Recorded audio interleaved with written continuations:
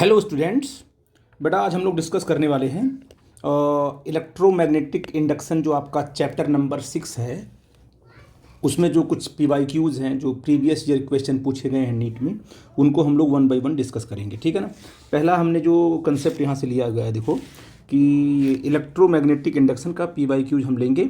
थोड़ा सा हमने क्या है फार्मूले के बारे में पहले डिस्कस कर लिया है, जिससे कि आपको न्यूमेरिकल करने में आपको थोड़ी हेल्प मिले। मैंने कहा कि भाई जो पहला कंसेप्ट हमारा आएगा मैग्नेटिक फ्लक्स का आएगा। जैसे आपने पढ़ा है इलेक्ट्रोस्टैटिक्स में इलेक्ट्रिक फ्लक्स, वैसे हम इलेक्ट्रोमैग्नेटिक इंडक्शन में मैग्नेटिक फ्लक्स की बात करेंगे। मैग्नेटिक फ्लक्स सिंपल क्या है, फाई से करते हैं रिप्रेजेंट, और मैग्नेटिक फील्ड और एरिया वेक्टर का डॉट प्रोडक्ट होता है ना। तो जैसे मान लीजिए आपके पास कोई क्या है, ये कोई एरिया है ना। इस एरिया का अपना क्या होगा, एरिया वेक्टर होगा। आप समझ लीजिए कि एरिया भी एक वेक्टर क्वांटिटी है। तो इस एरिया पर जो क्या है, जो परपेंडिकुलर लाइन होगी उसे बोलेंगे एरिया वेक्टर। इसे क्या बोलेंगे, एरिया वेक्टर। मैग्नीट्यूड तो हम इसी का लेंगे, पूरा का पूरा एरिया का, लेकिन इस एरिया के डायरेक्शन हम अलोंग द एरिया वेक्टर लेंगे। और मान लो मैग्नेटिक फील्ड ऐसे बनी हुई है यूनिफॉर्म, तो मैग्नेटिक फील्ड और एरिया वेक्टर के बीच में क्या है, जो मैग्नेटिक फील्ड इस एरिया से पास हो रही है, उस मैग्नेटिक फील्ड और एरिया वेक्टर के बीच का डायरेक्शन कितना एंगल है, थीटा एंगल है। तो क्या तुम्हारा बनेगा, बी डॉट ए बनता है। इसमें कितना, इस एरिया से कितना फ्लक्स लिंक होगा, मैग्नेटिक फ्लक्स कितना लिंक होगा, वो बी डॉट ए होगा। इस लिखेंगे B A cos theta. Theta क्या, theta is the angle between B and A. Tesla metre square इसकी फ्लक्स की होती है, किसकी, मैग्नेटिक फ्लक्स की यूनिट टेस्ला मीटर स्क्वायर होती है, और इसको वेबर बोलते हैं। ठीक है ना, दोनों आप लोग को याद होना चाहिए। ठीक, तो इस पे जो न्यूमेरिकल बनेंगे उसको हम बनाएंगे साथ में। देखो दूसरा मैंने पॉइंट जो दिया है, इंड्यूस्ड ईएमएफ, ये बड़ा फेमस कॉन्सेप्ट है। इसमें खूब न्यूमेरिकल आते हैं। इसमें आपका फैराडेज लॉ आता है। फैराडे लॉ ये कहता है कि मान लो अगर कोई आपके पास लूप है ना, उस लूप, मान लो कोई आपके पास एक लूप हमने लिया ऐसे, ये कोई सर्कुलर लूप है ना।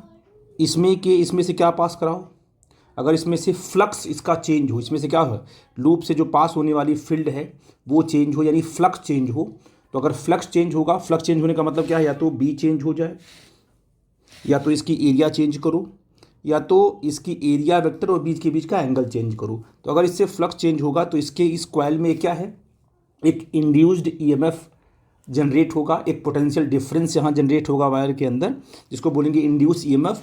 वो क्या होगा, d phi by t t, rate of change of magnetic field. ठीक है ना, फाई बी अपॉन क्या लिखेंगे हम लोग, सॉरी ये आपका फाई बी आपका फ्लक्स है। Rate of change of magnetic flux को हम बोलेंगे इंड्यूस्ड ईएमएफ।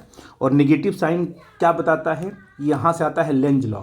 लेंज लॉ कहता है कि इसके अंदर जो इंड्यूस ईएमएफ बना हुआ है वो due to the change in flux. तो जो इंड्यूस ईएमएफ यहाँ बनेगा वो फ्लक्स के चेंज का अपोज करेगा, इसलिए यहाँ पर नेगेटिव साइन आया हुआ है। ये तो इंस्टेंटेनियस चेंज के लिए है। और delta phi B upon delta t आपका एवरेज चेंज हैगा, जब आपका चेंज थोड़ा बड़ा होगा। और ये फार्मूला देखो मैंने बनाया है, एन मतलब नंबर ऑफ टर्न्स। अगर कॉइल में एक टर्न्स है तो चलेगा ये formula.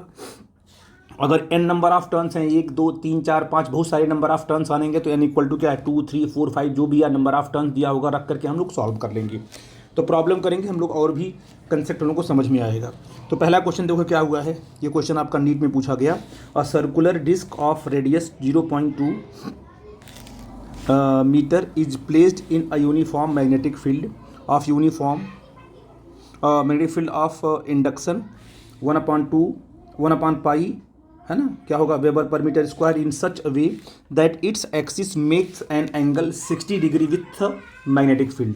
The magnetic flux linked with the disc is, आपको ऑप्शन देखना है। सिंपल कंसेप्ट है, फार्मूले पर रखेगा, इसका आंसर आएगा। ठीक है बेटा जी। तो देखो बेटा कैसे करेंगे इसको। मान लो हमारी डिस्क ऐसे बनी हुई है, ये हमारी, मान लो ये है आपकी मैग्नेटिक फील्ड, ऐसे बनी हुई है, देखो ध्यान से, ये आपकी बनी है मैग्नेटिक फील्ड। ठीक है ना, और ये डायरेक्शन ऑफ मैग्नेटिक फील्ड आपने बना दिया, और ये बना दिया आपने एरिया वेक्टर ऐसे। ये आपका, सॉरी ये आपका डिस्क है, ये क्या बेटा आपका, ये आपका डिस्क है। और डिस्क का एरिया वेक्टर कहाँ होगा बेटा जी, डिस्क का एरिया वेक्टर इसकी एरिया पे होगा, बिल्कुल परपेंडिकुलर ऐसे होगा। ये बनेगा आपका कितना, this is the area vector E, और बी और ए के बीच का एंगल आपको दिया हुआ है कितना, 60 डिग्री। ठीक है ना। तो आपसे पूछा है कि what is the magnetic flux, क्या बोलोगे आप कि सर देखो फाई इज इक्वल टू क्या है, बी डॉट ए होगा, is equal to B A cos theta, इसको लिखेंगे। क्यों बच्चा जी, ये आपका हो जाएगा बी ए कितना होगा, कॉस 60 डिग्री, वो है ना। तो अब बताइए बी कितना दिया हुआ है तुम्हारा, 1/पाई दिया है। फील्ड इंडक्शन कितना, 1/पाई दिया हुआ है। क्यों बच्चा जी, और डिस्क की एरिया क्या होती है, पाई आर स्क्वायर। क्या होती है एरिया, पाई आर स्क्वायर। तो पाई इंटू आर की वैल्यू क्या है, 0.2 का होल स्क्वायर इंटू कॉस 60 कितना होगा, 1/2 होगा। यहाँ इसकी वैल्यू पुट कर दिया ना, पाई से तुम्हारा पाई कट गया, इसका स्क्वायर करोगे है ना, तो आ जाएगा 0.04/2 आ जाएगा, इज इक्वल टू 0.2 आएगा, 0.02 वेबर में दिया है, तो आपका ये सिंपल वेबर में आएगा, ये आपका ऑप्शन हो जाएगा। आई थिंक पहला ऑप्शन आपका करेक्ट होगा। ठीक है बेटा जी, अब हम अगले क्वेश्चन पे आते हैं। अब बेटा इस क्वेश्चन को पढ़ते हैं। A electron moves on a straight line with X Y है सोन इन द फिगर। ये आपका एक्स वाई आपका डायरेक्शन है, एक्स से कहाँ मूव कर रहा है, वाई की तरफ जा रहा है, ठीक है ना। The A B C D a coil adjacent to the path of electron, मतलब एक क्या है, एक कॉइल रखा गया है, इलेक्ट्रॉन के जस्ट बगल में ही आसपास रखा गया है। What will be the direction of current if any induce EMF in the coil. अगर इस कॉइल में कोई क्या है, ईएमएफ बनता है तो उसकी डायरेक्शन क्या होगी, उसके बारे में आपको चर्चा करनी है। हाँ मुझे बताओ कि जब इलेक्ट्रॉन यहाँ से मूव करेगा, मान लो इलेक्ट्रॉन चल रहा है, ये इलेक्ट्रॉन मूव करेगा, तो इलेक्ट्रॉन चलने का मूविंग चार्ज है, तो अगर मूविंग चार्ज है तो पक्का है अपने आसपास क्या बनाएगा, मैग्नेटिक फील्ड बनाएगा, है ना। क्या बनाएगा, मैग्नेटिक फील्ड बनाएगा।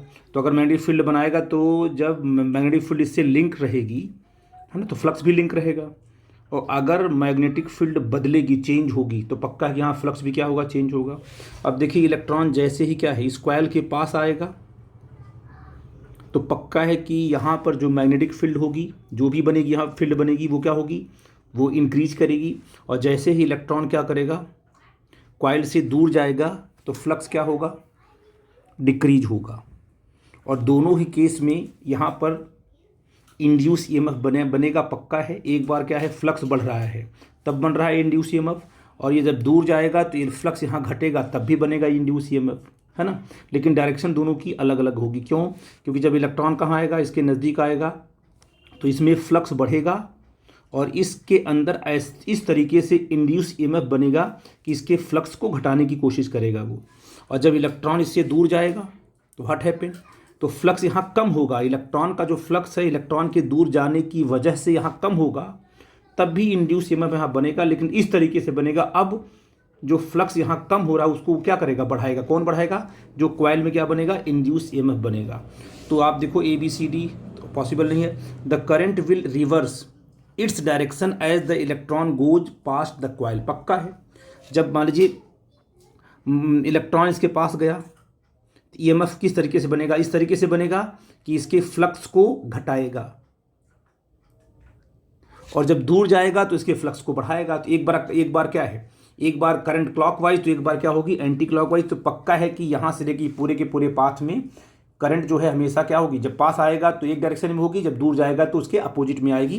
तो बी आपका करेक्ट ऑप्शन होगा। अगले कंसेप्ट पे आते हैं। तो इंपॉर्टेंट क्वेश्चन बेटा देखो ध्यान से, क्वेश्चन नंबर आपका 3 देखो ध्यान से। अब बेटा अगला क्वेश्चन क्या है कि 800 turn coil of effective area 0.5 metre square is kept perpendicular to the magnetic field. ठीक है ना। अब एक ये वाले आपकी एरिया है, ये एरिया मैग्नेटिक फील्ड के बिल्कुल परपेंडिकुलर है। तो अगर एरिया आपकी मैग्नेटिक फील्ड के परपेंडिकुलर है तो पक्का है कि जो एरिया वेक्टर होगा वो फील्ड के पैरेलल होगा। ठीक है ना, ये पहली की इनिशियल केस हो गई। When the plane of the coil is rotated by 90 degree around any of its coplanar axis in 0.1 second, मतलब इसी क्या करें, हमने घुमा दिया, इस तरीके से रोटेट किया तो ऐसा बन गया, फील्ड जो कहती हो गई, ये घूम करके आपका जो एरिया ऐसा हो गया। इस टाइम पर एरिया वेक्टर क्या है, और फील्ड के बीच का एंगल कितना हो गया, 90 डिग्री हो गया। अब यहाँ पर जो फ्लक्स लिंक है उसको मानेंगे फाई आई मान लेंगे।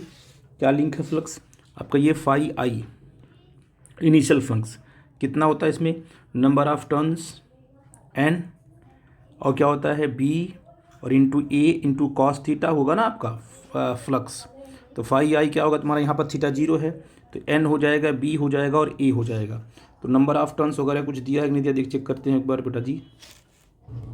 कितना दिया आपका, ये है 800 दिया हुआ है। यहाँ लेकिन लिखते हैं जो फाई आई आपका आ जाएगा वो 800 इंटू वाट, और बी की वैल्यू क्या दी गई है 0.05, है ना, नहीं बी नहीं दी, एरिया दिया गया आपका 0.05, सॉरी। तो आपने बी की वैल्यू क्या दी गई यहाँ पर देखो, मैग्नेटिक फील्ड आपकी 5 इंटू 10⁵ दी गई है। तो आप ये कह सकते हो इंटू क्या दिया है 5 इंटू 10⁵ ये फील्ड है, और एरिया आपकी दी गई है 0.05। तो 0.05 ये हो गया तुम्हारा क्या है, initial flux linked with the coil. अब आते हैं कि तुम्हारा फाइनल क्या होगा। तो फाइनल तो इसमें आएगा ना आपका, तो बोलो यहाँ से फाइनल क्या होगा तुम्हारा, फाई एफ क्या होगा, ये होगा बी ए और क्या होगा कॉस थीटा। तो बी तो ज्यों का त्यों, ए आपका ज्यों का त्यों, कॉस आपका 90, ये फाई एफ क्या हो जाएगा, ये हो जाएगा 0। हम ऐसा क्यों कर रहे हैं कि फाई आई निकाल रहे हैं और फाई एफ निकाल रहे हैं, क्योंकि आपको निकालना है इन 0.1 सेकेंड में। तो आपको इंटरवल के अंदर निकालना है, तो आपको formula d phi upon d t नहीं लगाना होगा, delta phi upon delta t. यही फ़र्क होता है डेल्टा और डी में। जब आपको पूछता है कि find out the magnetic flux at time 0.1 second, तब तो वहाँ बात समझ में आती है आपको है। लेकिन जब इन की बात करता है, इन का मतलब होता है कि आपको इंटरवल पूछ रहा है। इंटरवल पूछने का मतलब आपको लगाना होगा delta phi upon delta t. तो डेल्टा फाई निकालने के लिए क्या करोगे, फाई एफ अपन क्या करोगे, फाई ई निकालोगे, है कि नहीं बेटा जी। तो मुझे बताओ अब आपका अगर मैं पूछूं आपसे कि डेल्टा फाई कितना आएगा,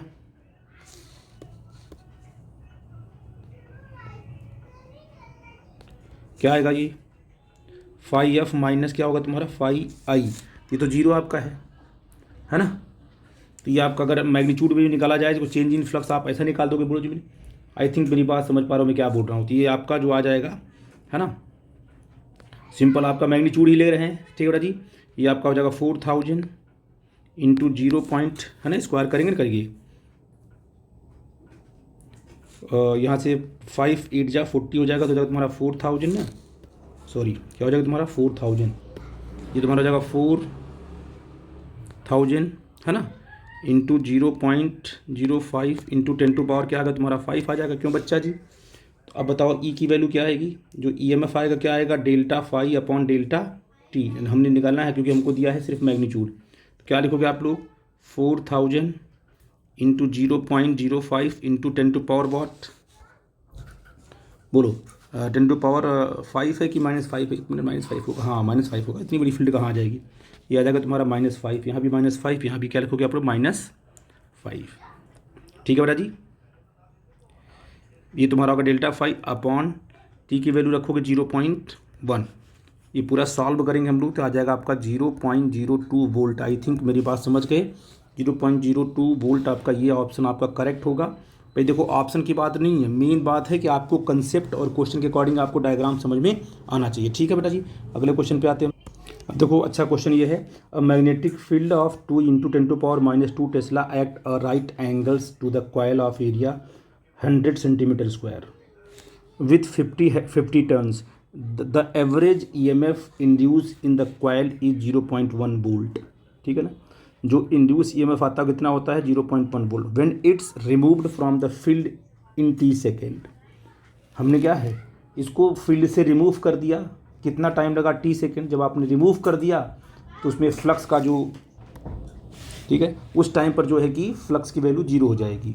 तो आप मुझे बताओ कि EMF क्या लिखोगे, EMF इक्वल टू क्या लिखोगे, minus delta phi upon delta t, क्यों बच्चा जी। और आपको EMF की वैल्यू क्या दी गई, एवरेज EMF ना आपका है। जब d phi by d t लिखते हो तो इंस्टेंटेनियस EMF होता है, और जब delta phi upon delta d लिखोगे तो आपका एवरेज EMF होगा। ये 0.1 वोल्ट आपको दिया हुआ है, माइनस साइन लेना नहीं, हमको पॉजिटिव रखनी वैल्यू।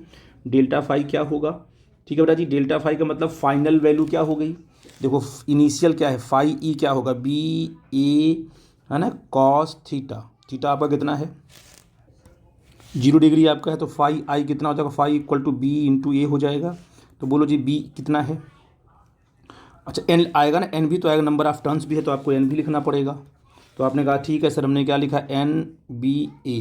तो नंबर ऑफ टर्न्स कितना है, NB होगा ना आपका, और फाई एफ तो आपका 0 है। सिंपल आपको यहाँ क्या लिखना होगा, डेल्टा फाई क्या, सिंपल फाई आई ही आएगा क्योंकि आपका ये 0 है, ठीक है ना। तो नंबर ऑफ टर्न आपको ये क्या होगा, तुम्हारा नंबर ऑफ टर्न्स कितना होगा बताओ। नंबर ऑफ टर्न्स आपका 50 है, और फील्ड बोलो कितनी है तुम्हारी, है ना, 2 × 10⁻² है, 2 × 10⁻² है आपकी फील्ड। एरिया कितनी है आपको देखो, ये दिया है, इसका एरिया कितना 100 सेंटीमीटर स्क्वायर दिया हुआ है। इसे कन्वर्ट करेंगे मीटर स्क्वायर में तो क्या आ जाएगा बेटा जी, 100, है ना, क्या हो जाएगा इसका बोलो जी।